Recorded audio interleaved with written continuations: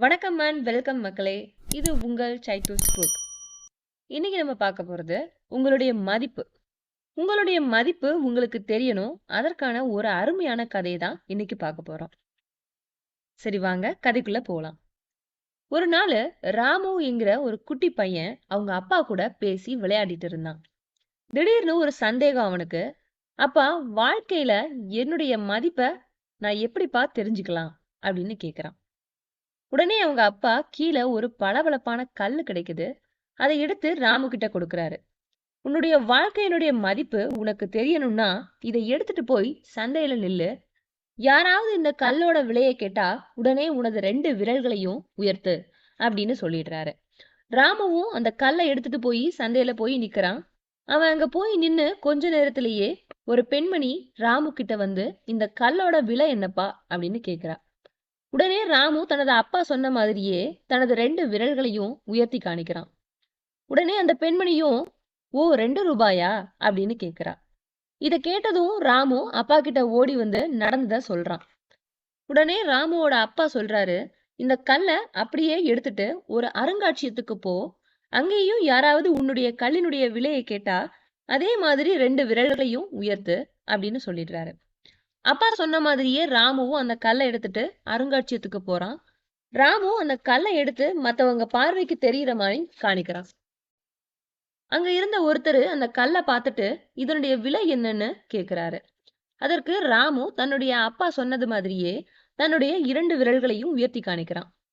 உடனே அந்த நபரும், ஓ 20,000 ரூபாயா, சரி நான் கொடுக்கிறேன், எனக்கு அந்த கல்லை கொடுக்குறியா அப்படின்னு கேக்குறாரு.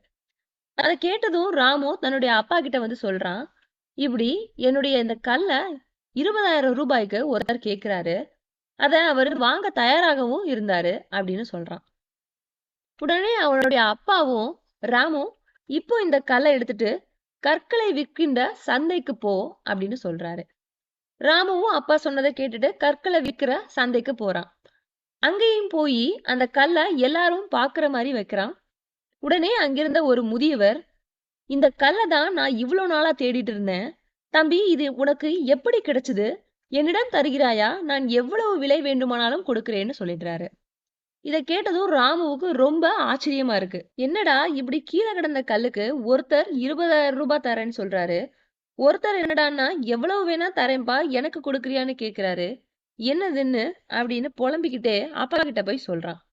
அப்பாவும் ராமு கிட்ட சொல்றாரு, இந்த கல்லோட அருமை தெரிஞ்சவங்க மட்டும்தான் அத அவ்வளவு விலை கொடுத்து வாங்க முன் வந்தாங்க. ஏன்னா கல்லுடைய மதிப்பு அவங்க உணர்ந்தவங்களா இருப்பாங்க. அது போலதான் உனது வாழ்க்கையும். உன்னுடைய வாழ்க்கையினுடைய மதிப்பை நீ தீர்மானிக்கணும். நீ ஒரு 2 ரூபாய் கல்லா இருக்க போறியா, அல்லது 20,000 ரூபாய் கல்லா இருக்க போறியா? எதுவா இருந்தாலும் நீதான் முடிவெடுக்கணும். நம்ம வாழ்க்கையினுடைய மதிப்பை தீர்மானிக்கிற சக்தி நம்ம கையில தான் இருக்கு. ஏன்னா உன்னை பிடிச்சவங்களுக்கு நீ எப்போதுமே ஒரு பொக்கிஷம் தான். அதுல இருந்து வெளியே வரும்போதுதான் உங்களுடைய மதிப்பு என்னவென்று உங்களுக்கு தெரிய வரும். உங்களுடைய மதிப்பை வரையறுக்கவும், பொறுப்பேற்கவும் மற்றும் உங்களுக்குள் இருக்கும் உண்மையான திறனை ஏற்றுக்கொள்ளவும் மற்றவர்களை அனுமதிக்க வேண்டாம். இந்த கதை உணர்த்துற கருத்து உங்களுக்கு பிடிச்சிருக்கும்னு நான் நினைக்கிறேன். இந்த கதை உங்களுக்கு பிடிச்சிருந்தா லைக் பண்ணுங்க, கமெண்ட் பண்ணுங்க, சப்ஸ்கிரைப் பண்ண மறந்துடாதீங்க. மீண்டும் இன்னொரு காணொளியில உங்களை நான் சந்திக்கிறேன். அது வரைக்கும் உங்களிடமிருந்து விடைபெறுவது உங்கள் சைத்தூஸ்.